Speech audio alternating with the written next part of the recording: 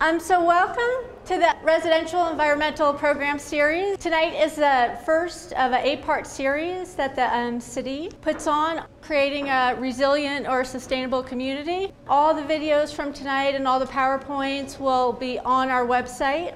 So I'll introduce myself. I'm Rosemary Russo. I work for the City of Fort Collins. I'm the Sustainability Coordinator. And I also teach at CSU.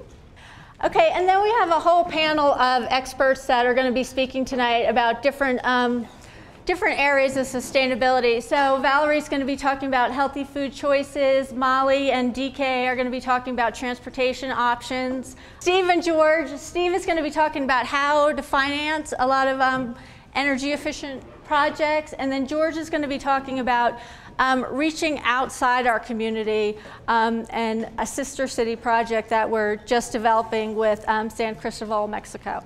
So I just wanted to start off by giving you an overview of where we are in our community and where I think we could be going, and just talk a little bit about the connections that we have to other people in the community and also about our natural environment. It's not a statistic you see a lot on television or in the media, but the world population is nearly 7 billion people right now.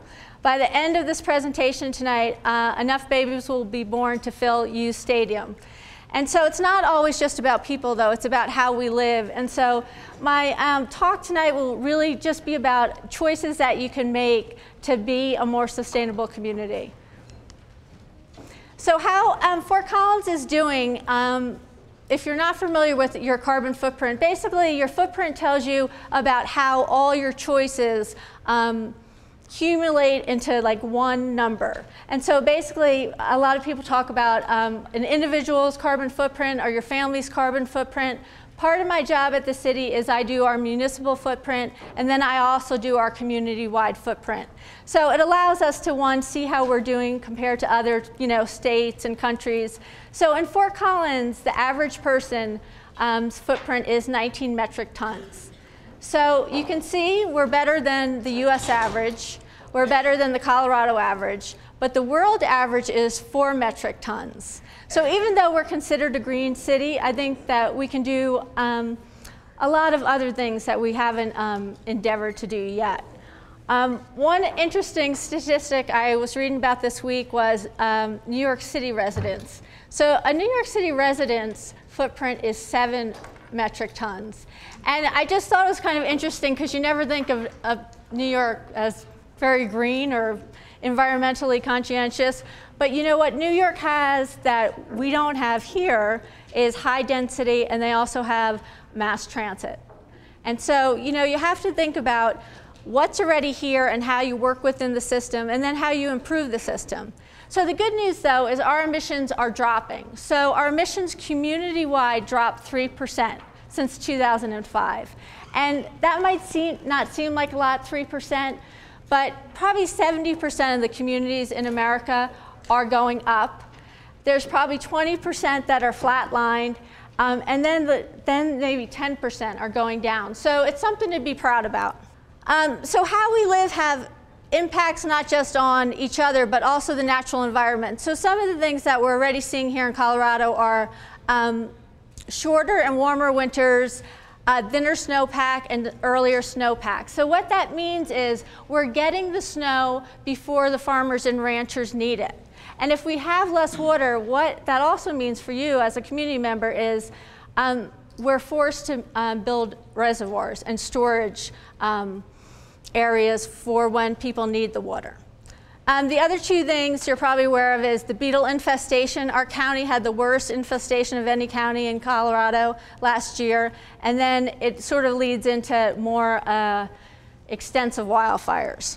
So how that, again, connects with the larger environment is wildfires and droughts also affect air particles and dust. So what we're just seeing now is you have this dust cover over a lot of the snowpack, and not only is it warmer, so you're having these changes in we're getting runoff, but also the dust on the snow basically is darker, so it absorbs more, so that again is adding to when the water's coming down. So you have to really think about, we're kind of disconnected anymore from our water sources. But the Colorado River, it feeds 3 million acres of farms, 27 million people, 7 states are off the Colorado River, and 2 countries. So just to go back, I mean, historically, people have always depended on their rivers. So, you know, years ago, communities were built around rivers because they were fertile. And then they were built around rivers because they could harness the power of rivers. And we've become very disconnected from, you know, the pooter or from land use in general. And there's a growing interest now in permaculture and using your land. And so one easy step that people in Fort Collins could do is, if you have a yard, to have your own garden. And if you have a yard, to put in a green cone. So if you didn't notice the green cones when you walked in, I'll explain them in a different slide. But green cones are a great way to make your soil nutrient and to not produce a lot of greenhouse gases. So a lot of times when environmentalists talk about things people can do, there's this impression that, you know, it's all doom and gloom. And I'm a firm believer, and we can make choices that aren't about sacrificing. So I just finished reading this book called Thriving in the Blue Zone, and it was all about this research that was first done on longevity. And they looked at different areas around the world that people were living longer in. And then another researcher took that research and said, I wonder if there's any correlation between happiness and longevity. So he wrote this book, and he did a lot of research on what makes people happy, what makes a country happy, what makes the community happy.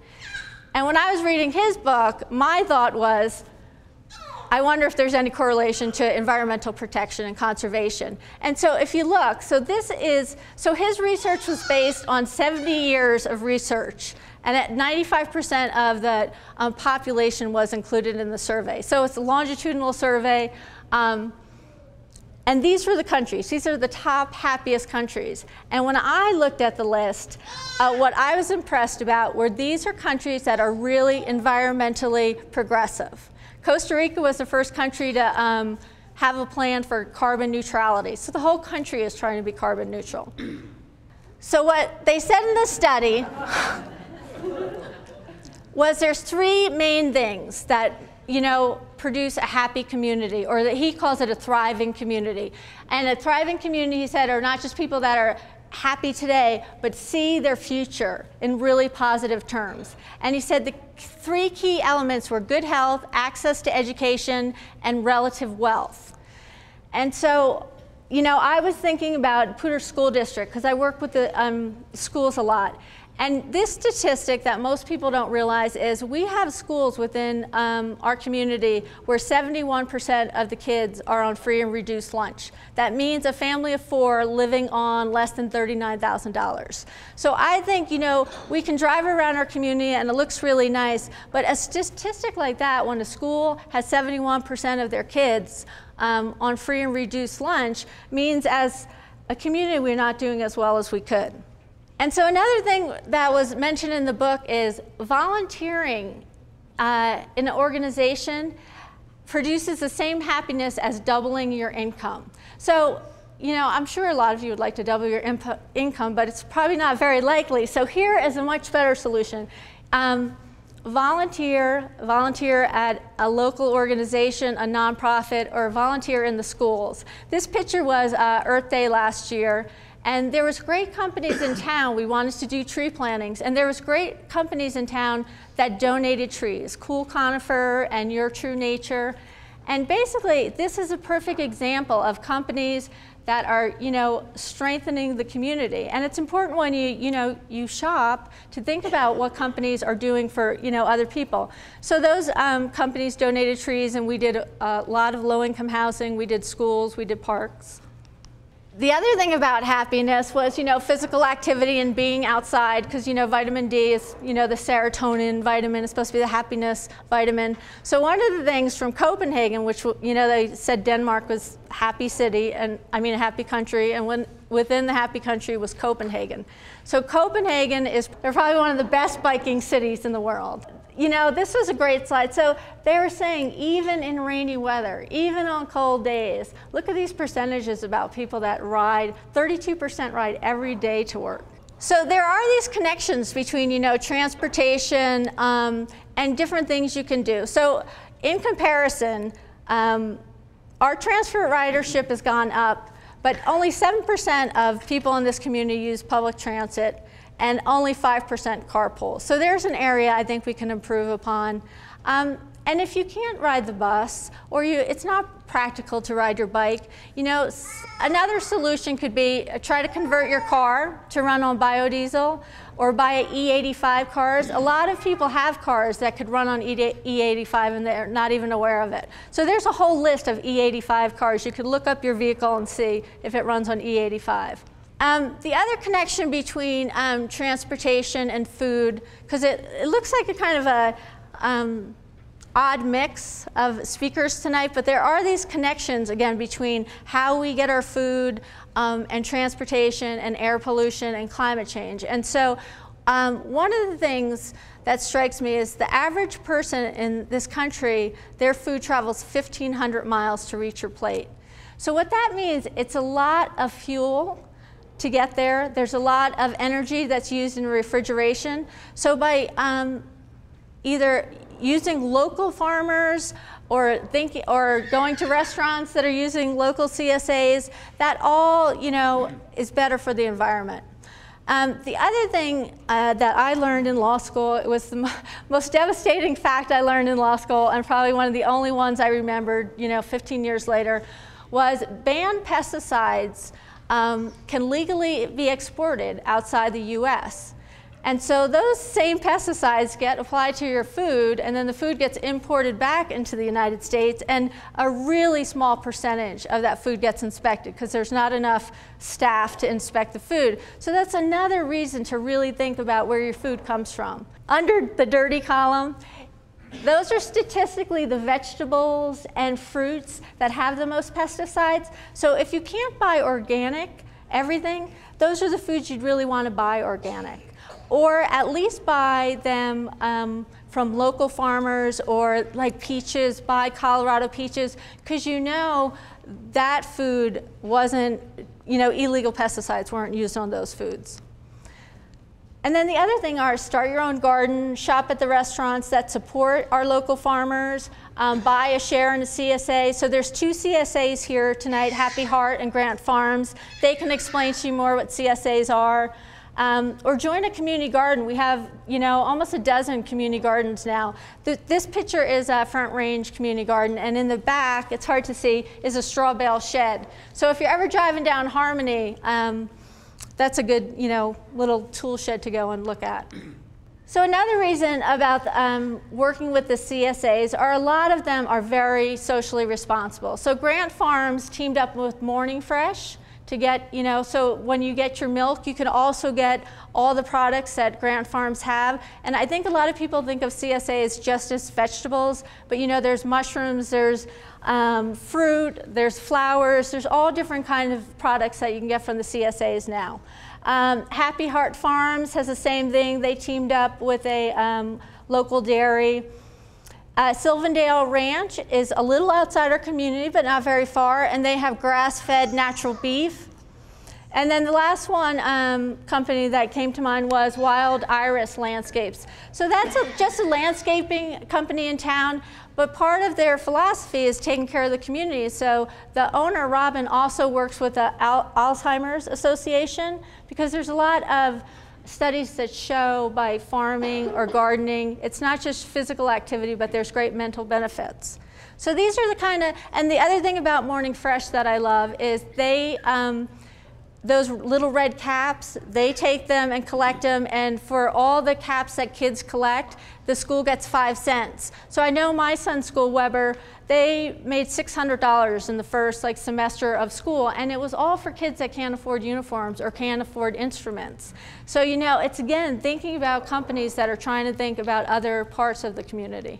The other, on a more personal level, the other things you can think about is clean air choices. So right now, 6% of the community's electricity comes from renewables, but it's really easy as a homeowner or a business owner to buy blocks of energy. So for like $10 extra a month, you can have all your electricity in your house coming from wind. So on the energy table in the back, there's a little handout, and it has the application for homes or for businesses. And the other thing you could do is buy somebody a block of wind. Like, you can buy them wind for a month. So if you have, a friend that talks a lot, just, it's a subtle hint. You just give them the present. But it's nicer than, sometimes you have to buy people gifts, and you just buy something like a mug or something that somebody doesn't need. It's a really, especially if they're environmentally oriented, it's a really nice gift.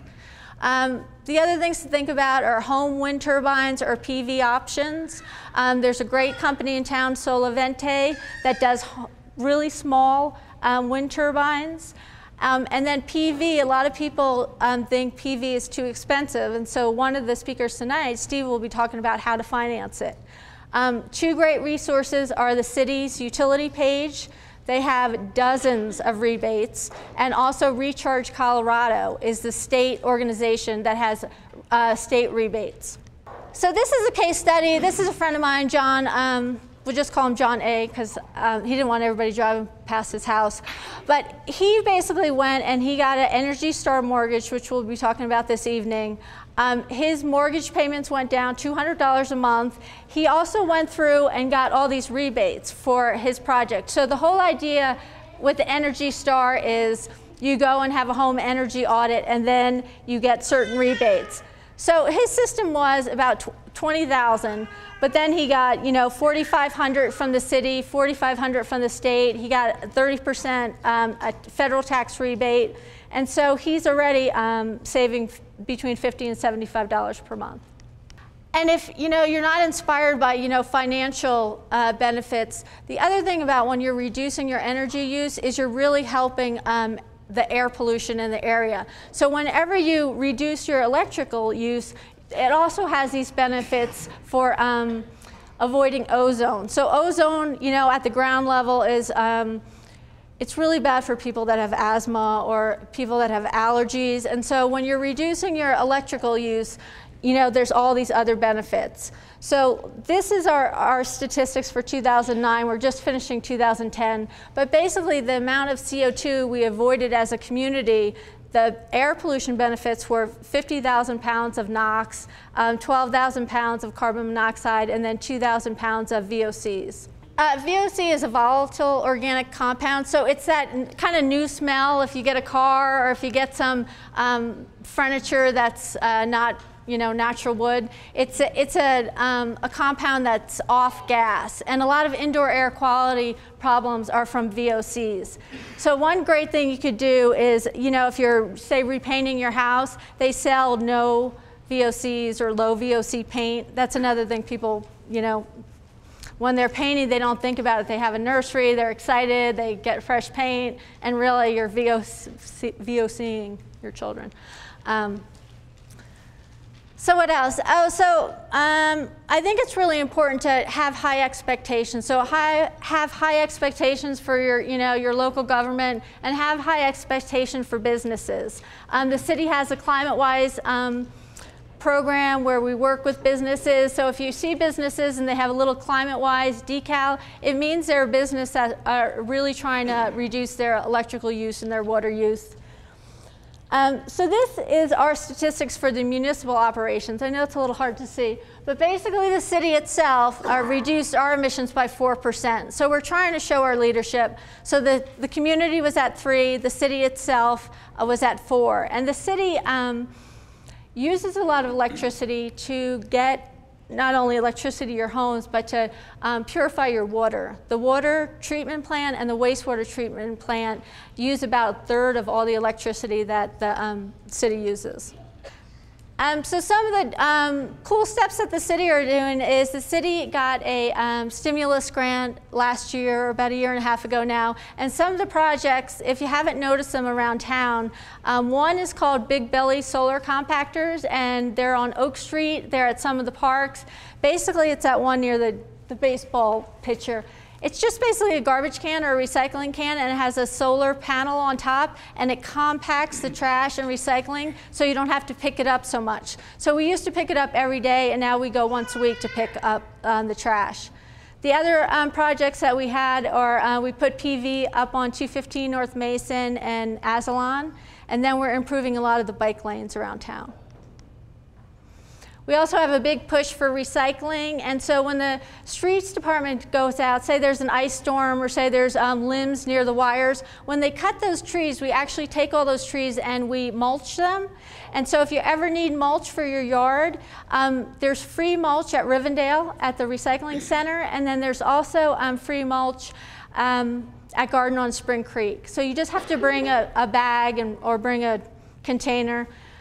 The other things you might have seen around town are these green cones that I talked about, and we're going to raffle 2 of them off. But basically the idea about a green cone is for people that don't compost. So it's sort of the same idea about composting, but what happens is you take a green cone and you dig a hole in your yard, and it's like a little laundry basket, and you put the laundry basket under the ground, and then you put the green cone on top of it. And you take all your food waste and you put it in the cone. And what that does is it allows air to get to the food. And so when you take your food waste, which is probably 20% of your waste, and it goes to the landfill and it doesn't get exposed to oxygen, it produces methane, which is a really powerful greenhouse gas. But if you take your food waste and just throw it in a compost or throw it in the green cone, the air, it's exposed to air and it doesn't produce methane. So it's a really simple way to be a green citizen. The other great thing is people put it in their gardens, or the people put it in either your vegetable garden or your flower garden or an area in your yard that your grass is always looking, you know, gray and brown, and you're wondering what's happening to it. So everything around your green cone gets nutrient rich. So it's a great way to landscape more sustainable. And then a few other connections in town that I think are great to point out is there's a group Be Local, Gail Marie Kimball runs it, and they're really about local and sustainable businesses, but also helping companies trade with people that are globally and fair trade businesses. The other 2 great people to talk about are there's Green Realtors in town. James Mitchell and Laura Williams have really worked with the state of trying to integrate energy efficiency into the whole real estate market. And basically now on MSLs, you can see how energy efficient a home is, and then if you do improvements, they're also working with appraisers, so your house value will go up when you do these things. So those are 2 great resources in town. National Craftsmanship, they really help teach carpentry and basic skills, and the way they do it is they deconstruct buildings rather than knocking down a house and having everything go to the landfill. They slowly deconstruct it and use that wood and use the things within the structure, whether it's a house or a commercial property. So that's a great resource in town. And then Homegrown Foods, if you don't know about them, if you want to start gardening and you need some tips, it's a great organization. They have seed swaps. They help you set up gardens if you don't want to dig in our clay that we have. They can help you set up a garden where you don't even have to do any digging. So they're one of my top green companies. The whole point of my introduction was just really rethink your choices. You don't have to make a lot of sacrifices to, strengthen the community and strengthen our effect on the natural environment. And then what I'll leave you with is that City has finally launched a sustainability page for the community. We've had an internal page for years, but now fcgov.com/green is up and running, and it has tons of tips about for your yard, for your business, for your home. But with that, I'm going to turn it over to Valerie. So I'm going to start this off with a poll. Can you all raise your hands when this applies to you? How many of you try to choose more sustainable items in your home? So, for example, when it comes to food, organic foods, local foods. Maybe you belong to a CSA, maybe you shop at the farmer's market or have your home garden. Can I see a show of hands for quite a number? Okay, great. Let's turn this around a little bit and see now, when you go out to eat at a restaurant, how many of you are looking closely at the menu for sustainable choices? How many of you are asking your wait people for sustainable choices? How many of you are just as careful with your restaurant choices as you are at home? I see a couple and some so-so. I think I fell into the category of most of you before we put together this website. We were maybe looking a little bit at the menu, maybe asking a couple of questions here or there, getting some inconsistent answers back. Interesting statistic though, the USDA last year published a study showing how much of our food spend is on restaurants. And they found, in fact, that it's 40%. And so, you ask the question where we're spending our money and how we're being sustainable. It seems like that needs to apply to restaurants as well. So with that, I'd like to introduce to all of you a nonprofit that we've created called Northern Colorado Green Menu. It's a website at ncgreenmenu.com where we are connecting consumers to sustainable prepared foods. My name is Valerie Kaminski, and this is, I guess you'd call it, the official rollout of the website. Okay, before I advance the slide here, I just wanted to give an introduction to what we're going to talk about this evening. First of all, why choose more sustainable types of foods? I'll share the kind of look and feel of the website, as well as what we include and what we exclude from that website. We'll talk, briefly I'll touch on the topic of schools that was listed in the program as well. And we'll conclude with what all of you can do to help promote more sustainable eateries. All right, so first of all, why choose more sustainable types of foods? And I may be speaking to the choir here, but I want to at least first say that sustainable, I always put that in quotes because, as Rosemary mentioned as well, it takes about 1,500 miles in general to get food to the table. Hopefully, if you're choosing more sustainable items, it's less, but it still takes carbon to get the food to the table. So, we just try to make more sustainable choices. First reason here, sustainable food choices preserve ecosystems. I think the biggest reason for me to continue supporting organic is seeing this on the ground, where we have a dead zone in the Gulf of Mexico that's 10,000 square miles big, and this is a seasonal thing that comes from the runoff from our farms, from the nitrogen. The algae love it. They eat it up as well. They they deplete the area of oxygen, and not much else can grow. So 10,000 square miles, that's the size of Massachusetts, if you can imagine that. Promotes healthier plants and animals, therefore more nutritious foods. You can go on the website and see more information about that. I have some posted articles really on all of these topics. You'll find, especially in the area of animals, the point about more nutritious foods. Promoting a local economy, we've mentioned already, Be Local.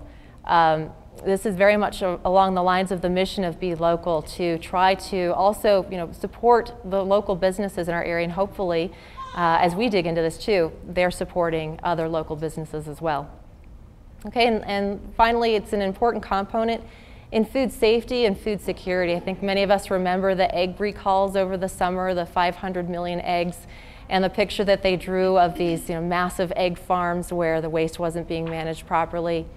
And then food security, I think this one needs some attention as well when we talk about genetically modified organisms and creating these monocultures, swath of monocultures across the United States. Makes it that much easier for pathogens to wipe them out. Okay, I don't expect you to be able to read this, but this is just at least to give you an idea of what the website looks like. This is our homepage. And what I'll talk about here are the types of items that we offer: grass-fed, pasture-raised, organic, semi-organic, local offerings. I'll talk more about the kinds of things we post about our local eateries. Okay, so first of all, the types of food items that are listed, I'll go through this, I'll go through the exclusions. I guess I can call this sort of my legal page. We include locally grown items, meaning Colorado or Wyoming. Locally procured items will count as well.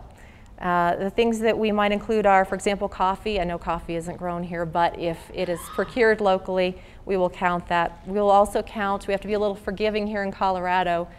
with the growth season. We'll count seasonal items, and I do make sure that I post that things are seasonally available.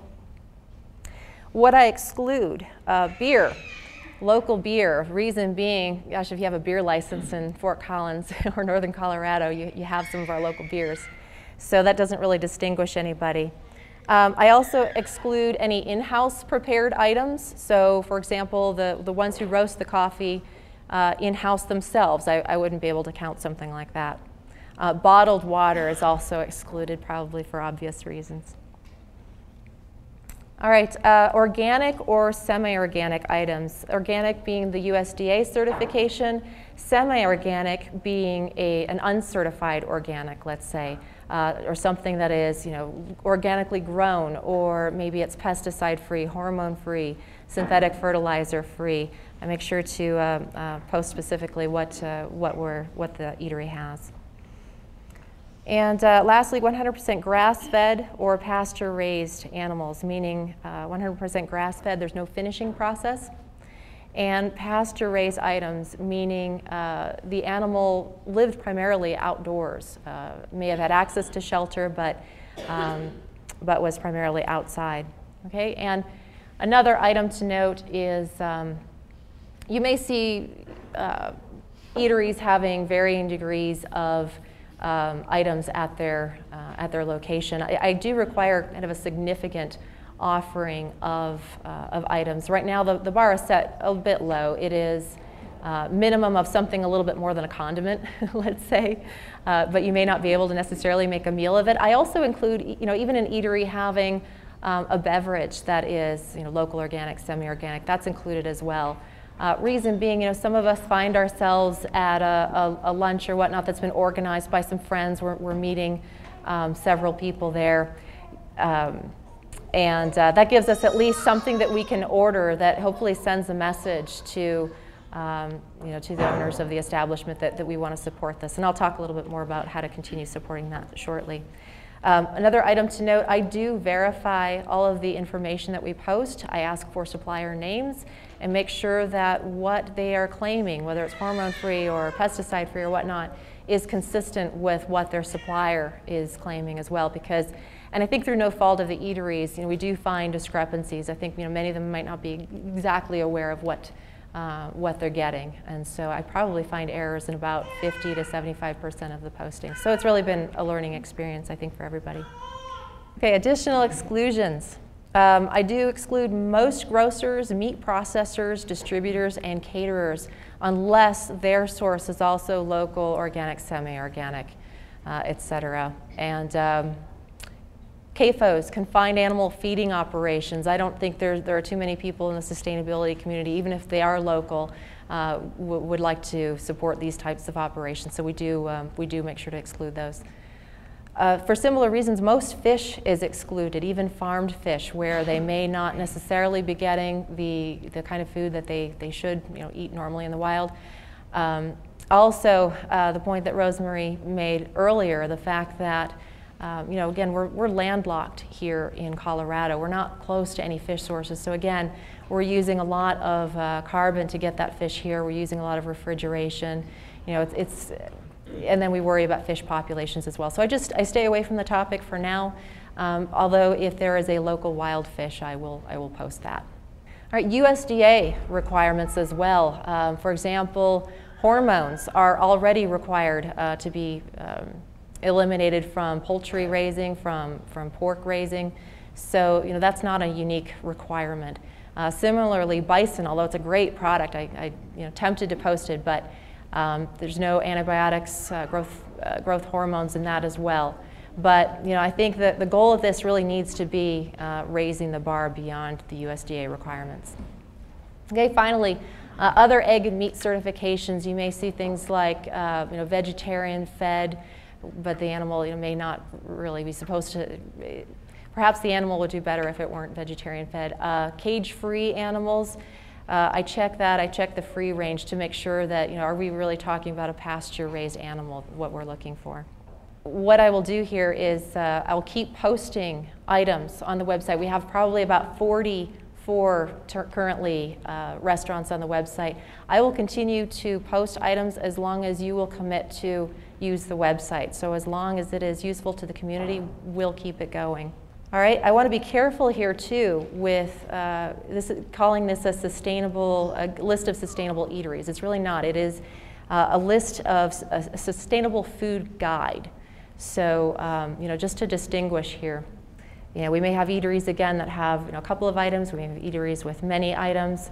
Right now, I don't have any sort of a rating system that separates them. I've avoided that for now because I think it makes it much easier to engage restaurants, much easier to manage the process, much less time consuming for them to keep it as it is. It's alphabetized. Okay, also, I again invite you to come and check out the website. We've got all kinds of eateries. We have local restaurants, we have chains, we have high-end, low-end, we even have a street vendor. We have full restaurants, groceries that contain delis, I do count that, coffee shops, ice cream shops. So if you're hungry, I think you can find something on the website. All right, and then I don't have a slide on this next topic, but on the topic of schools, it was in the posting that we were going to discuss schools as well. And although our website doesn't directly address schools, I think that the problems we're seeing that plague some of the eateries are very common to what we're seeing in the schools as well. I mean, this is, I kind of look at this as a supply chain problem. My typical job is a supply chain and logistics manager, and the same sorts of things where you're looking at price points, you're looking at consistency of supply, availability of supply. Those types of things apply to our schools as well. We've found in our process several distributors that will offer local or organic options. There's also a new local distribution model being explored right now. Their infant company is being called Loco Food Distribution. Elizabeth Mosier is here. These are the types of things that we should engage in the discussion about schools, and would like to keep that discussion going. We do have some resources on our website that may help propagate that topic. And then finally, what you can do to help with this effort. Number one, please do use the site. Keep checking back. As I said, I'll continue to post new items. Please do patronize the eateries that are offering sustainable items. Order the menu items if possible. Tell the manager why you're there. From some of the people that I've spoken with, the restaurant owners, most of them that are on this list would love to offer you more. But again, they're very price sensitive. I can give an example of one of the eateries that has one item posted, and he told me that, look, at home, for my family, what I purchase is more of the local organic, but I just can't make the price points that my customers expect of me. And so if this is important to you, you need to communicate this to to the owners, to the managers. Tell them, for example, yes, I would pay 50 cents more for that slice of organic cheese rather than what's being offered today. Okay, next. Encourage other eateries to offer more. We have some on the list that have just a couple of offerings. And we have restaurants that are not on the list that maybe could add a couple of items. You can tell them what we talked about, that there are distributors that are out there who can give them some options. Probably some of the distributors that they're using today. You can tell them too that they could suggest that they offer a special. Maybe a special of the day, maybe something local, maybe something organic. One of the wins that we had in setting up this website early on was in talking to a restaurant that was doing a lot of things already in the space of local and organic. They really weren't advertising it very well. And they said to us, if you set up this website, we will commit to you to have a daily special, a daily organic special.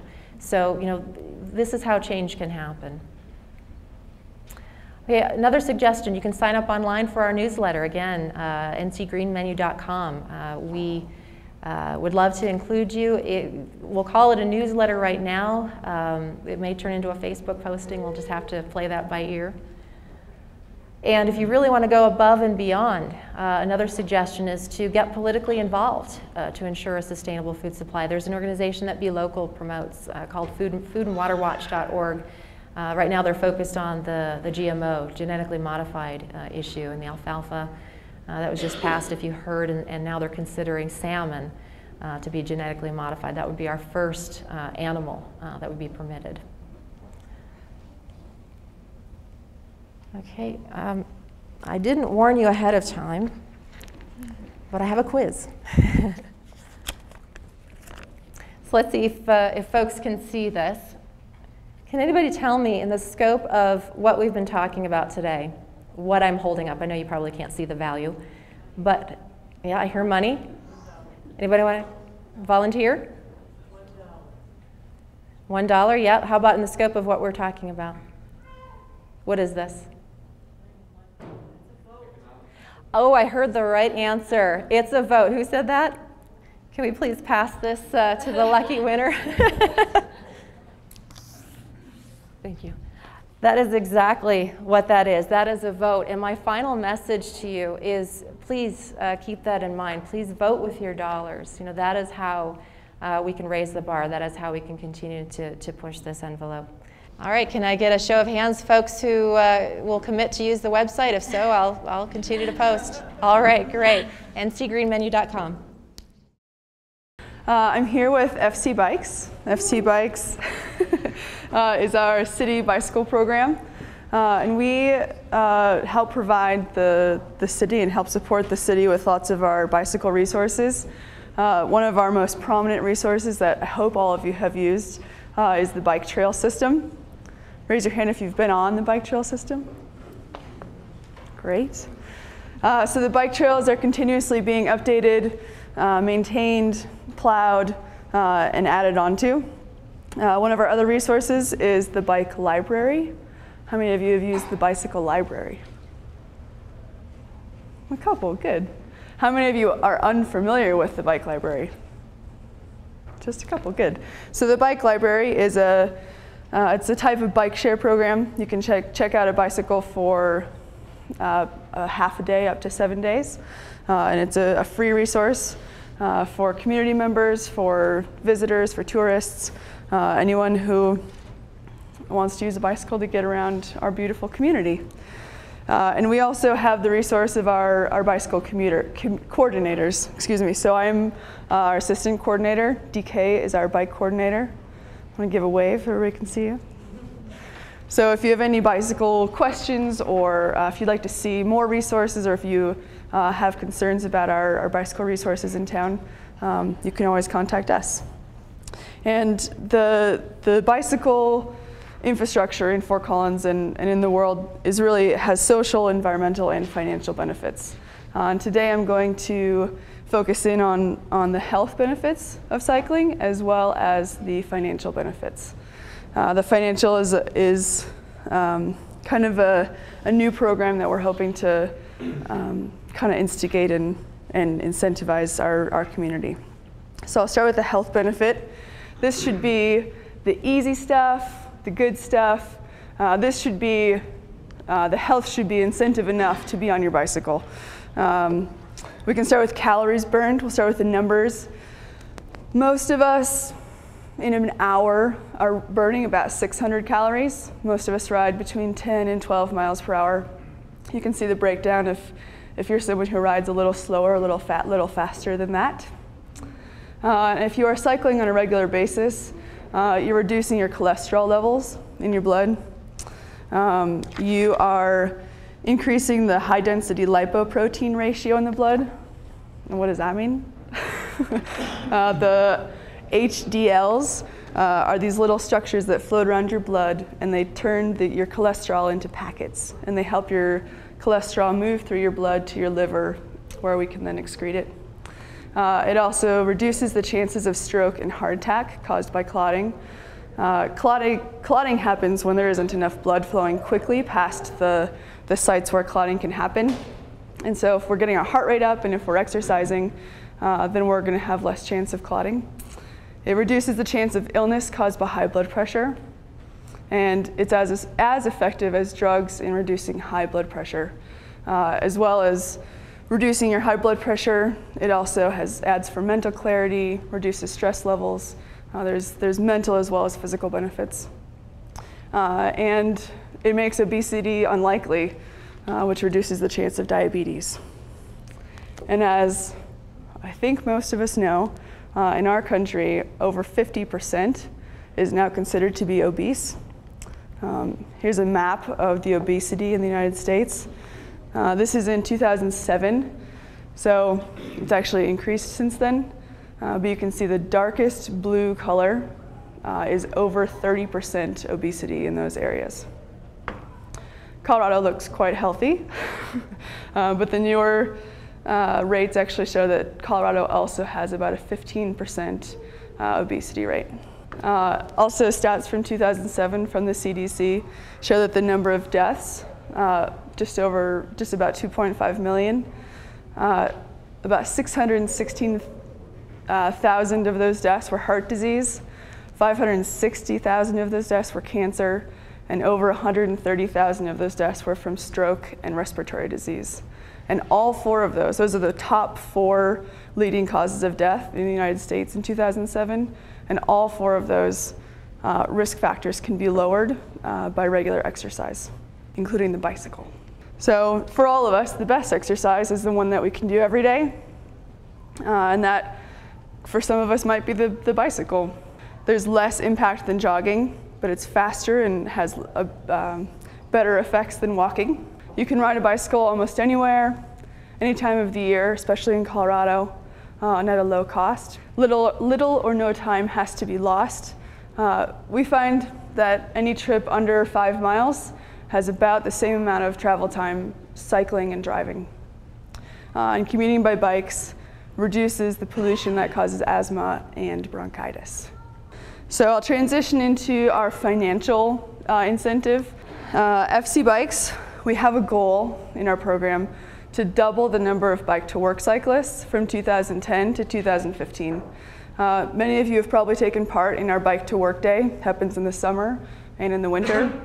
We're going to use those numbers as our standard to try to double in the next 4 years the number of commuters in Fort Collins. And recently we collaborated with the Bicycle and Pedestrian Education Coalition and put out a survey to Fort Collins and Loveland. And 7 out of 10 commuters indicated that a financial benefit would be a top incentive for them to commute to work more frequently. So we're hoping that Fort Collins can be a role model community in order to implement some of this bicycle commuter benefit, the financial benefit. We can be a role model for the Northern Colorado community.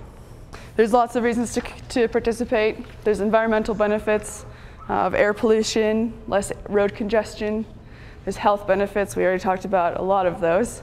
But specifically for the employer-employee relationship, employees will be more alert. And studies show that bike commuters cost their employers less in insurance claims. So the process for the benefit, what does this look like? How do we implement the bicycle commuter benefit in our business? And whether you are an employee here or whether you're an employer, this is something that you can help your business to implement. The process is, it is a reimbursement, and it's up to $240 per year per employee. And it has to be a cost, the reimbursement has to be a cost that's related to the bike commute. So that can be bicycle repairs, that can be a jacket for bike commuting, that can be a new helmet, anything that is a cost related to their bike commute, which breaks down to $20 per month. So it's a pretty quick process. The HR handbook needs to incorporate a policy, and I have a lot of documents that support this. One of them is a mock policy, and it's just a 1-page policy. It's very simple. Just needs to clearly define commuter. And as an example, a commuter must ride 3 or more times per week. The employer will need to collect receipts from the commuters and then make the payment and include the tax-exempt wage on their IRS Form 941, which they already submit, either quarterly or annually. So why would an employer not want to do the bicycle commuter benefit? Perhaps administration fees seem like a barrier. Administration fees are quite low. The employees are required to handle their own receipts. They're required to commit to being a commuter and signing, however you set that up. You can set up a monthly signature form to say that you commuted 3 days or more, however your business decides to record that. But employees do all of the record keeping. And the employer can determine how often they would like to do the reimbursements. They can do it monthly, or they can do it annually, or anything in between. And perhaps another barrier is that it's not very good timing for our economic climate. And when we balance that with the insurance costs, there's not an extravagant amount of payment. There's no additional cost above the check written, which is a maximum of $240 per commuter. My contact information is there if you'd like any of those examples of the policy. And Harry Strarsky is also a community member from the Bicycle and Pedestrian Education Coalition, who would be happy to answer any questions you had as well. Great question. 2 weeks ago, I did a presentation for climate-wise businesses to encourage them to adopt the policy. I'm also working with one of our larger, more influential businesses in town to help them set up a bicycle commuter benefit so that they can be a model for other local businesses, so that they can answer questions about how the process went for their business. Okay, thank you. Okay, well, first of all, thank you for having me. I'm going to try and talk with you a little bit about the money. We spend a lot of time talking about various measures that we'd like to take in our homes in order to conserve energy. It has been my experience that all those things that we would like to do in our homes to save energy, they cost money. And the money has been a consistent impediment. Why is it that a banker has come to talk to you tonight? It's because I have a long history in this. I went out in undergraduate and got a degree in environmental conservation, followed that up with a degree in sustainable systems, even got certified in permaculture. When you have that sort of degrees, you do the only reasonable thing. You get out and you go start an energy conservation company, which I ran for about 3 years. During that time, what I discovered is meeting people in their homes, sitting at kitchen tables, discussing what can be done in a home to save energy. It always seemed to come back to the same idea, that once the individual homeowner had been made aware of what they could do to save energy in their home, they certainly wanted to do it. I have yet to meet that person that stands up and says, no, I don't want to save energy, I really want to burn as many fossil fuels as possible. That person is not out there. So what we've run into is it always comes back to find a way that I can fit this into my budget, and I'd be happy to take part in saving energy in my home. Generally speaking, what I'm talking about when I say saving energy, it's not necessarily a behavioral change. If you want to monitor your behavioral change, go see Mr. England back here and he'll show you how to do that. That's an important aspect of that. Once you've done that though, then you're down to physical changes. That is, without changing your behavior, how do you actually save energy in your home? Usually that physical change is going to involve something along the lines of insulation, air sealing, duct sealing, furnace replacement, solar, geothermal, wind, one of those types of changes to your home. You're going to run into the big 3 impediments, right? The first one, upfront cost of those improvements are too high. And I'm not talking about little things like caulking. I'm talking about an entire home renovation for energy efficiency. Upfront cost, a lot of people, they don't have the money on hand. That means you're going to finance it. If you're going to finance it, what does that mean? For a lot of people, that means monthly payments are too high, they can't afford it.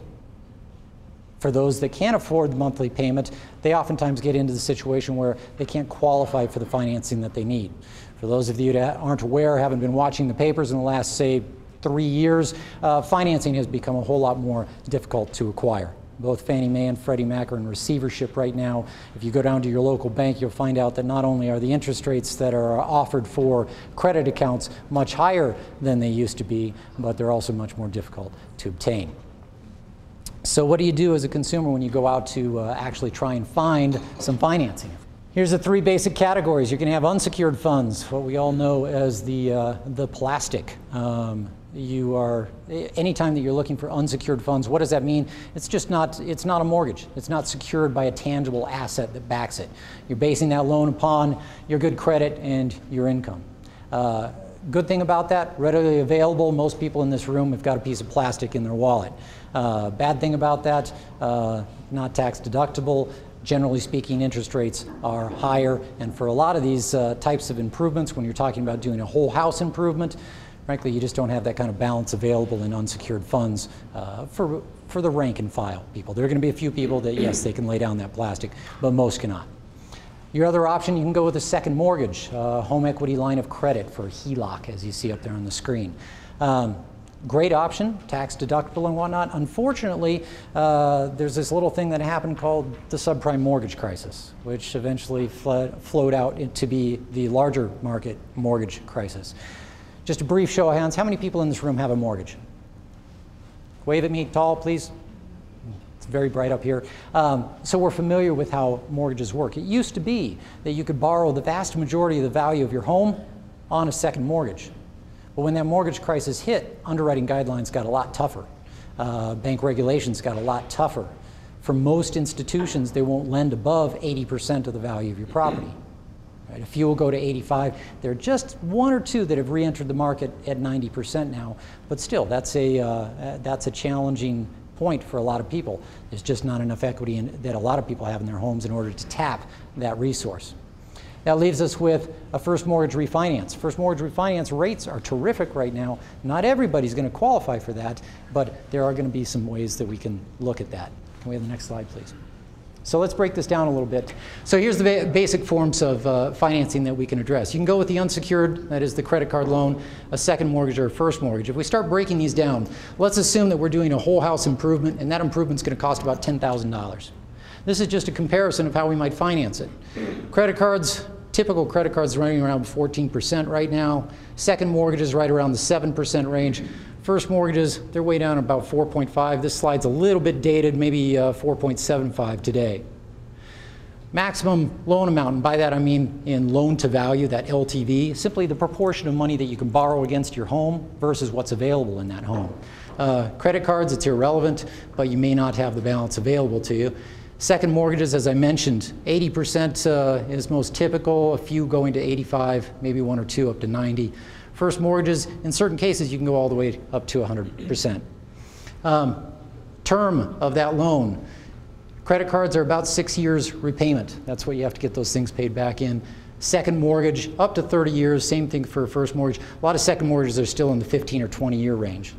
But if we simply do the math on that, $10,000 borrowed at the interest rate that's relevant, on the term that's relevant, here's the monthly payment associated with each of those types of financing. So if we're starting with a utility bill right around $150 per month, we're going to save on a whole house retrofit, a good one. If you talk to a good energy rater, a good energy auditor, they'll tell you, yeah, you can reduce your energy consumption by maybe 30% by doing that.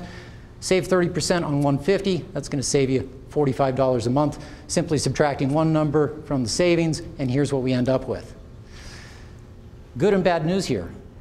Good news is, by the time you subtract out the energy savings from the monthly payment, yeah, it doesn't cost you as much per month. The bad news is, if you're paying for that on a credit card, you're underwater, you're in the red.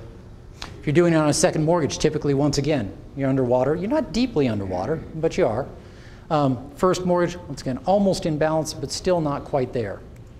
So if we're trying to approach someone and say, we want you to go out and do these energy improvements, if you personally want to go out and do these energy improvements and save money on your utility bill, that's terrific. But on this model, you can't probably get to that goal of actually saving money each month until you've spent more money each month. Now, it'll eventually come back into balance. Why? Because each year utility bills tend to get a little bit more expensive. Right? Incidentally, that's not because your utility company is bad, it's because the cost of extraction, the cost of environmental compliance, the cost of inflation, all these other things come to bear. If the poor utility company just keeps pace with inflation, they're looking at your utility bill going up by about 3% a year. So clearly energy costs will continue to go up. We have that next slide, please. Okay, so the question, this is, I should actually ask this as a surprise, but if you're trying to finance that $10,000 again, what would you rather have? Would you rather have a loan at 0 interest rate over 7 years, or maybe at 4.5% interest over 30 years? Or for that individual, like most families are, that are saying, hey, I'm just trying to fit this thing into my normal monthly budget, a lot of the first impulse that people have is, hey, I want that 0% interest rate. That's great, 0%. Well, 0% is great, except for that one little thing. You still only have 7 years to pay it back. Whereas you look at a 30-year loan, even at 4.5% interest rate, you're talking about $50 per month. Now, it's a lot more months. You will spend more on an interest-bearing loan over the life of that loan than you will on a zero-interest loan. But once again, keep the focus in mind of what consumers are trying to do in most cases is fit the monthly payment into the energy savings that they're seeing. The most common response we get is, I can't fit that into my monthly budget. Right? Well, in most cases, it means you're increasing your monthly budget in order to do the energy efficiency measures. There's a way to avoid that. Now, I did the comparison here, 7 years at 0 versus 30 years at 4.5. The truth be known, if you're borrowing short-term money, that probably is not going to mean that your interest rate is lower. It's probably going to mean that it's higher. Even if we look at a 7% interest rate, this would be something akin to a short second mortgage, maybe a line of credit. Chances are 7 years, 7%, once again, monthly payment $150 a month. How are we going to get that lower? How are we going to squeeze that into the funds that are available? Here's how. Keep in mind, when you're looking at financing an investment in energy efficiency, you're trying to balance a fixed monthly payment, that is paying for the energy improvement, over a very long period of time against an ever-increasing cost. That ever-increasing cost being your utility bill is going to go up. If there's some way that we can fix that expense, that'll put it in perspective. So this is kind of in praise of the first mortgage. First mortgage is what I believe is probably the best way to finance an energy improvement. Why? The longest terms available. If you're talking about a 30-year term, there really aren't many loans that go much over 30 years. There's an occasional one, but 30 years is probably the standard. Very low interest rates, and those interest rates are tax deductible in most cases. The vast majority of consumers understand them. Most people in this room actually have a mortgage, been through that, you actually understand how it works. They're regulated, and that oftentimes you hear in the lending industry that there's some abuses out there. First mortgages, let me tell you, we are regulated right now, especially right now. And they're also widely available. Some of you will have heard of the energy efficient mortgage or the energy improvement mortgage. This is what I jokingly call the Bigfoot loan. They are widely talked about, rarely used. It was basically a loan that was designed by Fannie Mae, Freddie Mac years ago to allow for the financing of energy efficiency. That's a terrific product. The only problem is it doesn't offer much of a benefit to most consumers. That is, if you are that one consumer in many millions that can actually benefit by it, great, it's a benefit to you. In 2009, the nation wrote 159 of those is the most recent information I have. We wrote something like 7 million mortgages. It's just something that doesn't get used. So once again, you'll hear talk about an energy efficient mortgage. You just won't see one done. I have yet to meet a loan officer that has done a conventional loan under the energy efficient mortgage process. I've been doing this for 17, 18 years now. So to me, it's like that thing, yeah, everybody's heard of Bigfoot, but nobody stands up and says they've done one themselves or seen one themselves. The energy efficient mortgage is the same thing. Some important facts. About half the energy that we use in the United States goes into buildings. Average amount of equity in an American home, about 38%. What you might read in the newspapers, if you read the newspapers, you typically hear, we're all upside down. Everybody's lost the equity in their homes. Underwater is the term that you oftentimes hear. The reality is far from that. The reality, and the good news here, is that if you just look at straight up and down your street, how much equity is in each of those homes, equity being measured as the difference between how much is borrowed against that home versus how much that home is worth. The average home has about 38% equity in it still. Right? That seems like good news. The bad news is in that is 3 or 4 years ago, that number was closer to 60%. So yes, home values have gone down, but still there's a lot of equity locked up in homes. Average interest rate on homes in the United States, what is it? The answer is somewhere north of 6%. Right? Once again, available rates, if you go out to get a mortgage right now, somewhere in the high 4s, low 5s. But the average interest rate, once again, poll the people on your street, what interest rate are you paying on your mortgage right now? The answer that you're going to get is just over 6%. And then last, of course, as I mentioned before, mortgage rates are at 30-year lows. So question being, how can we use all that information to come up with a solution to an energy problem? And here's one way. This is an example of a product called the Energy Star Mortgage. The Energy Star Mortgage is simply a way in which you can finance energy improvements at a lower interest rate than it might normally cost to do so. Why? Because our own Governor's Energy Office is willing to step forward and help pay for what's called a discount on a mortgage. Right? Discount on a mortgage means when you get a mortgage, there's not just one interest rate available out there to everyone. That's why there's a difference between, once again, go up and down your street, not everybody's paying the same interest rate. Why? Because some people will have paid a discount at the time that they acquired that mortgage in order to buy down permanently the interest rate on their loan. So for example, today, let's say the interest rate available today is 5%. But if you were willing to pay a fee up front on the day of closing, you could obtain an interest rate of maybe 4.75%, a quarter point lower. And that lasts for the life of the loan. That, of course, yields a lower monthly payment. The question is, where does that payment come from? That is, where does that discount point come from? That discount point, once again, 1% of the mortgage amount. In this case, if you follow certain energy improvement guidelines on a refinance, or if you purchase a home that is an Energy Star rated home, you can obtain an interest rate that is about a quarter point lower than the going rate on a mortgage. And here's the impact that has. If you've got a monthly or a mortgage of $200,000 and it's financed at 5% on 30 years, that monthly payment is $1,073 per month. If you apply what I call the Energy Star mortgage, once again, it provides 1% of the loan amount. That's going to work out to $2,000. Apply that to buying down the interest rate. In today's world, it buys it down about a quarter point to 4.75%. The monthly payment's $1,043. Your monthly savings, therefore, $30 a month. If you go through a major retrofit on your home and your current bill is $130 per month for your utility bill, if you can save 30% on that through a good energy retrofit, and we have raters and energy auditors here in town that could show you how to do this, you can save about $39 per month off of your utility bill. Add that together, we've got $30, we've got $39, that gives us $69 per month, and here's the crux of the program. What is it that you can finance with $69 per month at 4.75% for 30 years? And the answer is, you could afford to spend $13,000 on an energy retrofit on your home without increasing your monthly expenses at all. So, before you have a situation where you pay your mortgage and you pay your utility bill. And afterwards, you have a situation where you pay your mortgage and you pay your utility bill.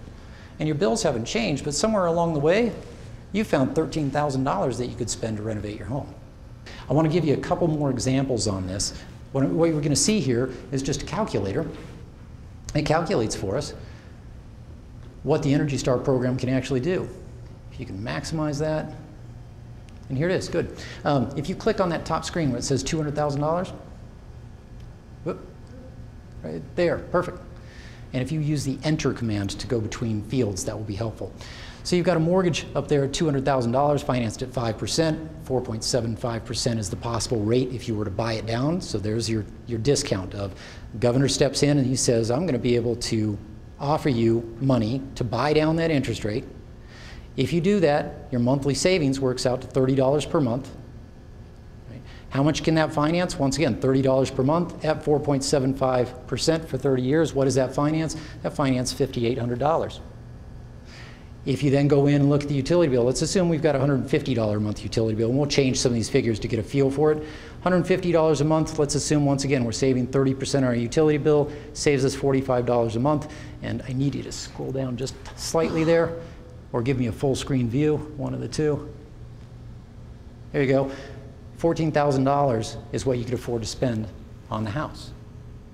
So, wave your hand at me if you are confused and have no idea what I'm talking about right now.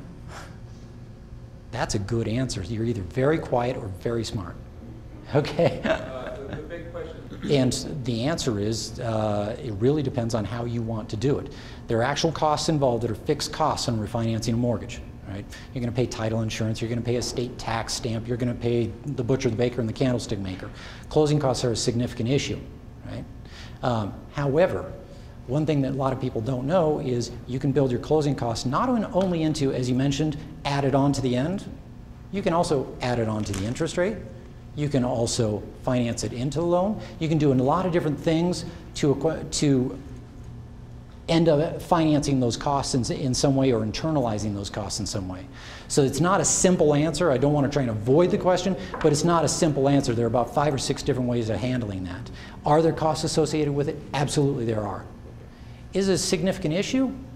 Not if you're doing it right. And let me show you what I mean by that. Let's look up here and let's look at what did we say the average interest rate is on a home right now? Average interest rate on a home right now is about 6%. If we put in that box about 6%, which is what we have as a typical interest rate on a home right now, look what just happened to that bottom line. It's a huge change over the life of the loan. If we go into a larger home, could you go up to the $200,000 mark there and just put in $300,000? Look at what just happened to that figure. This spreadsheet does not lie, right? This is a matter of, if you were financed right now at 6% on a $300,000 mortgage, and you can drop down that far through a refinance and drop your utility bill, that's how much money you could finance into your home and not increase or change your utility bills. Let's give that interest rate a change. Let's take it down to 5.25. Very good, thank you. That's $26,000. Can you fit in the closing costs on that loan into $26,000? Absolutely. Maybe the closing costs on this loan, call it $4,000.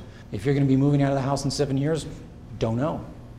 If you're going to be moving out of the house in 7 years, should you... That's a typical average. In fact, that's high to stay in a house. That would be true, all right? If you're going to be moving out of the house in 7 years, should you remodel your kitchen? Should you paint your house? Should you do any other improvement to your house? I can't answer that for you, right? You don't know whether you're going to get your money back. Right. This is for somebody who actually wants to be in their house, improve their house. Maybe they'll sell it, maybe they won't. Right? I don't know the answer to that. But what I will tell you is it's an extremely viable way to go about it. What do I mean by viable? This program's been in a position for about a year and a half. During the first half a year was our pilot project. We had about $2 million that we were going to be able to loan on this particular product. This year we have $43 million that we can loan on this project. And we're determined to go through that money. So when you are faced with that decision of, I'm not sure I can fit this into my monthly payment on my house, if you finance it correctly, you can actually approach this with, you don't need any money down, you don't need any money out of pocket, and you don't need any money over the long run either, because it's all money that you were going to spend anyway, just doing what you do now of pay your mortgage, pay your utility bill. Thank you for your time. I appreciate it.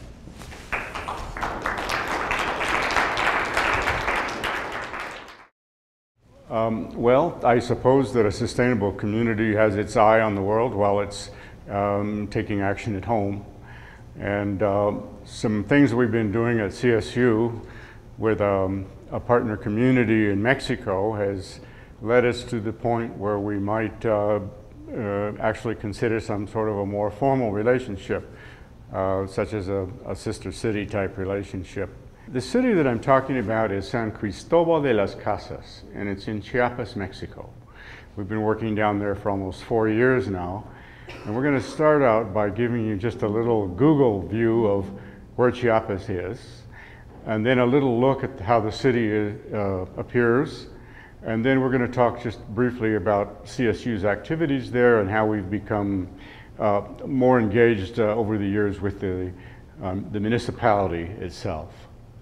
So Camilo Thompson is actually a graduate student at Colorado State University from the city of San Cristobal de las Casas, and is here as part of this exchange that's been going on in a program that is a conservation leadership through learning a program at CSU. Camilo, can we have the video, please?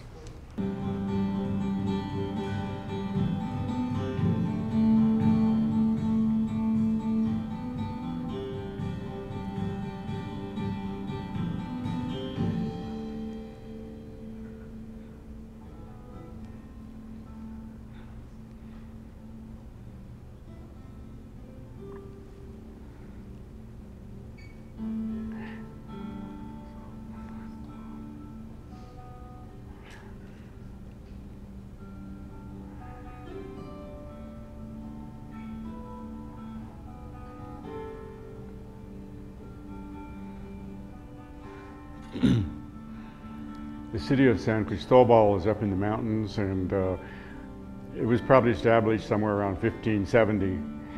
And the Spanish went up there to get away from malaria.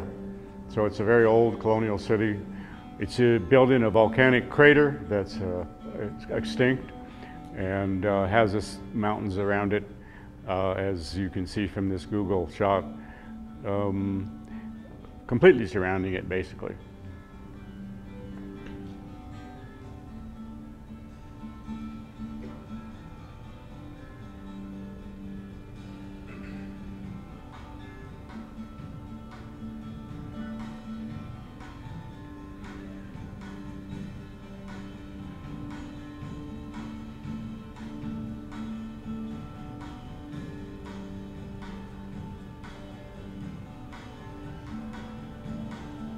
This is the plaza in the middle of town. It gets a lot of international tourism, especially from Europe.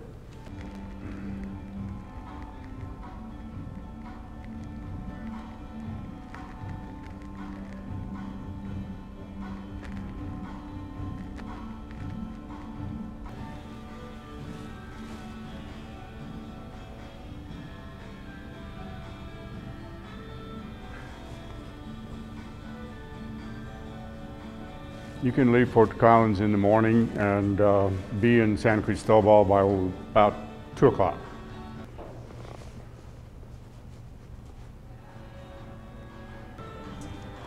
Okay.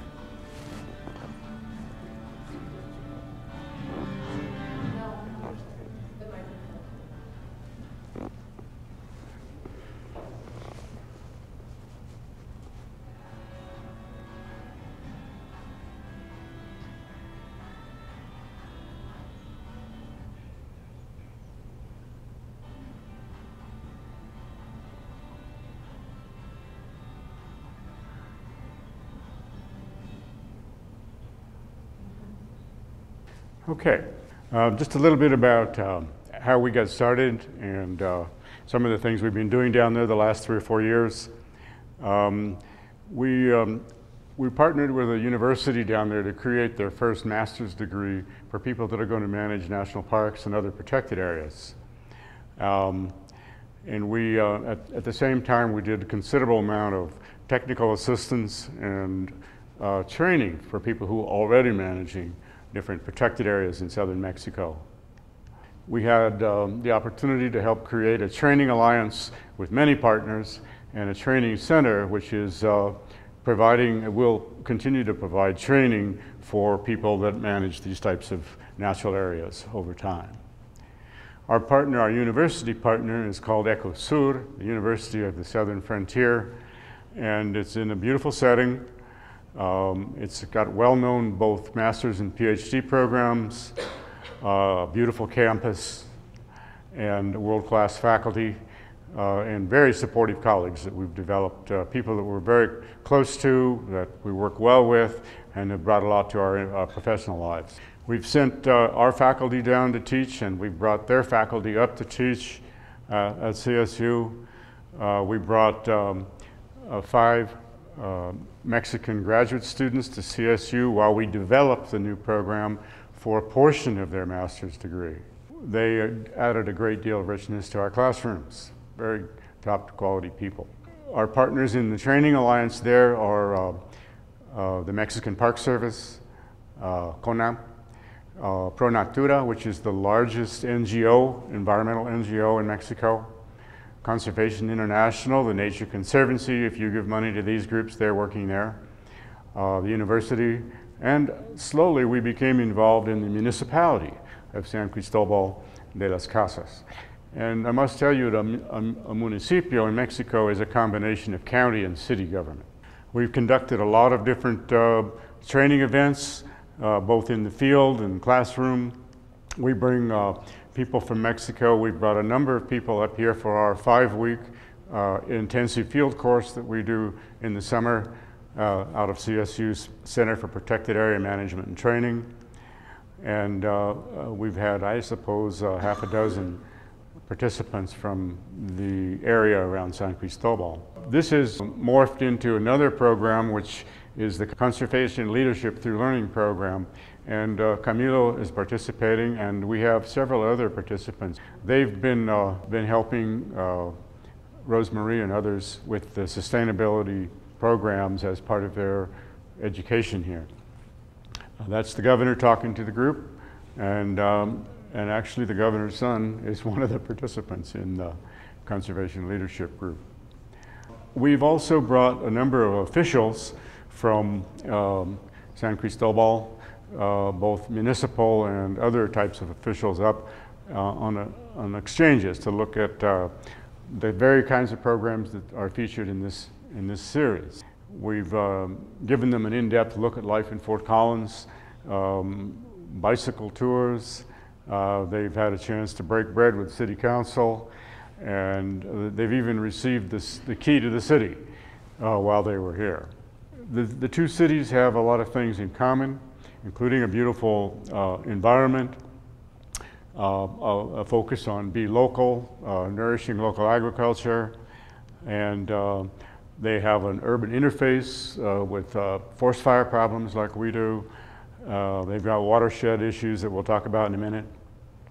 A rich cultural history, and a group of tourists that seek both natural and cultural history while they're there. There's a number of parks and protected areas nearby, as we have. They have much biodiversity.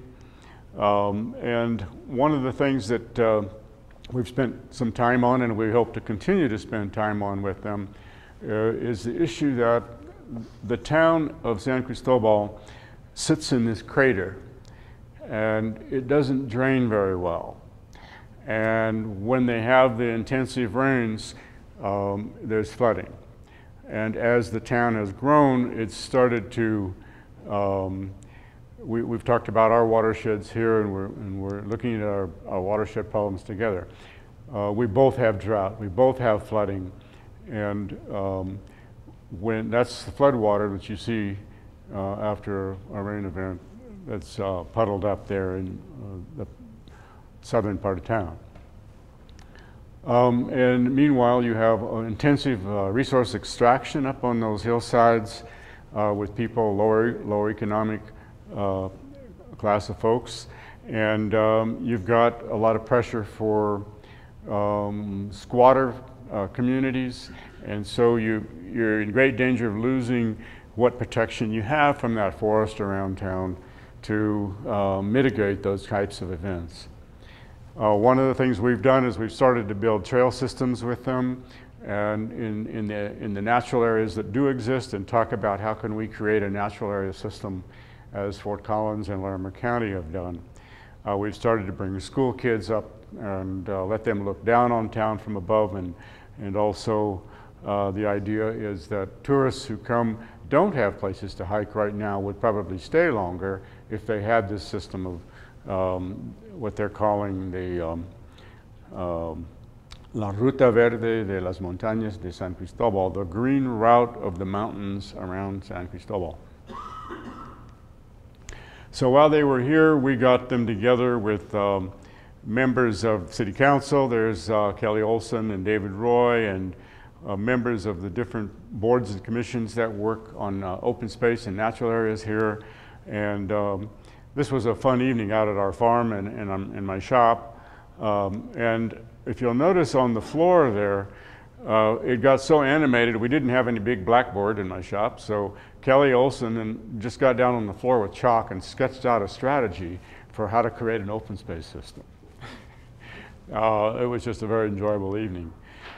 We let them look at a lot of our different open space areas and the partnerships that exist between city and county programs. I like this picture. You can't quite see it up there. It says, Dos ciudadanos, two citizens, two big-hearted troublemakers. Because both of these guys they have the same kind of spirit, and this is what you get out of these kinds of exchanges, is this kind of interchange and this kind of camaraderie. This is a nice picture as well. The fellow in the white shirt was the director of the water utility for more than a decade for San Cristobal. And here we are at Fort Collins's water utility with the sculpture of the water engineer. So that in brief is, I guess where we are is that we have the potential to formalize our relationship if we'd like. And I think City Council and I'm not quite sure about county commissioners, but I would imagine that I know City Council is open to this, and we're exploring future exchanges and some sort of future relationship, perhaps calling it a friendship city. Sister City seems to have quite a few financial and other obligations with it that go with it, so we're thinking of some different modalities that might work, and we hope that we can go ahead with that. So that's what I have, and I'll be happy to answer questions. The elevation is, so it's higher than Fort Collins. It's almost 7,000. Is malaria still there, or that was the other question? No, not much. There's some down in the lowlands, yeah. I mean, anytime you work in the tropical forest, there's a small risk of, but we all carry prophylactics and that kind of thing. What drives the economy? It's a mix of, it is the municipal, it is the capital of the municipality, so there's a lot of government offices. The university, and the university is well known for its work in rural development and agriculture. The tourism is a big thing, and that's why we think that we might be able to help them create a natural area system by using a room tax and letting visitors help pay for it, because it would improve their things that they could do while they were there, as well as protecting the city better. And I didn't mention, I suppose, there's a lot of interest on the part of the officials in San Cristobal on things like solid waste management, Carrie, and on reducing the carbon footprint, and on bike lanes in town. So there's a lot of things that we're talking about together. I would imagine there are lots of ways. I mean, all the things you've heard here tonight would be of interest to some people down there, and of course at the university, but also in town. And I'm going way out on a limb here when I say that if we get some sort of a relationship going, we might even be able to give each other room discounts, things like that, if we wanted to go and just just citizens going and visiting and seeing what it's like there. What's the drawback? As you know, it's there's a lot of nasty stuff going on in Mexico, and people don't feel as safe traveling there. We're safe because we have colleagues, we have good friends, and we're working in a relatively good part of the country. But there's still going to be some skepticism on the part of people in the community about that relationship. But what better way to begin to overcome it? Yeah. Besides stopping the use of drugs, damn it. I mean, we're the ones that are responsible for that blood on our hands. Okay, well, thank you very much for the opportunity.